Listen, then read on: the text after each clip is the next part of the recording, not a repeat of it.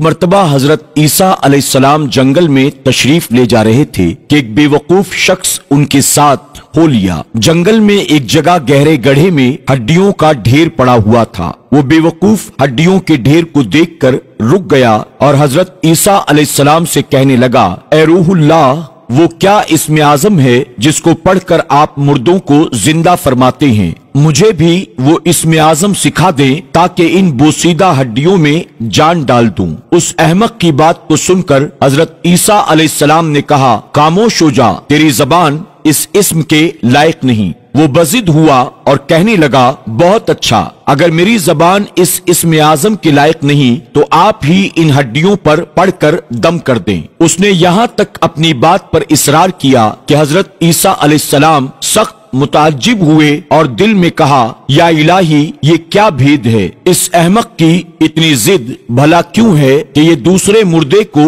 زندہ کرنے کی فکر میں ہے؟ حق تعالیٰ نے حضرت عیسیٰ علیہ السلام پر وحی نازل کی کہ اس میں حیرت کی کیا بات ہے؟ حماقت کو حماقت ہی کی تلاش ہوتی ہے اور بدنصیبی ہی کا گھر ڈھونڈتی ہے۔ کانٹوں کا اگنا ان کے بوئے جانے کے عوض ہے۔ اتنے میں اس بے وقوف نے ایک مرتبہ ان ہڈیوں پر اسم اعظم پڑھ کر دم کرنے کا تقاضا کیا۔ جب انہوں نے سمجھانے کی کوشش کی تو وہ ناراض ہو کر کہنے لگا، اے روح اللہ، اب آپ بھی اپنا معجزہ دکھانے میں بخل سے کام لینے لگے۔ شاید آپ کی زبان مبارک میں پہلی سی تاثیر نہ رہی۔ یہ سن کر حضرت عیسیٰ علیہ السلام نے ان ہڈیوں پر اسم اعظم پڑھ کر دم کر دیا۔ آن ہی آن میں ان ہڈیوں میں حرکت ہوئی اور ایک ہیبت ناک شکل کا لمبا چوڑا شیر کھڑا ہو گیا اور اس نے گرج کر جست لگائی اور اس بے وقوف آدمی کو لمحہ بھر میں چیر پھاڑ کر برابر کر دیا،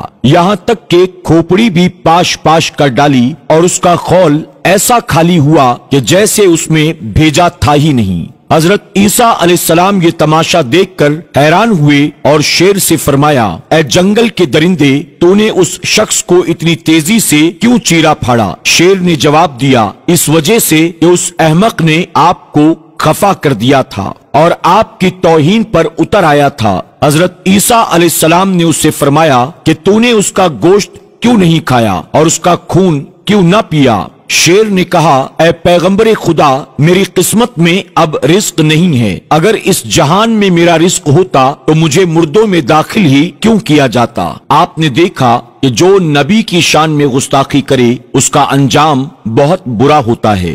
جب عیسیٰ علیہ السلام کے گستاخ کا انجام اتنا برا ہوا تو جو امام الانبیاء یعنی تمام نبیوں کے سردار جناب محمد الرسول اللہ صلی اللہ علیہ وسلم کی شان میں گستاخی کرے، آپ اندازہ لگائیں کہ اس کا انجام کتنا برا ہوگا۔ اللہ کی پناہ، اللہ ہم سب کو اپنے محبوبین کی گستاخی اور بے ادبی سے بچنے کی توفیق عطا فرمائے۔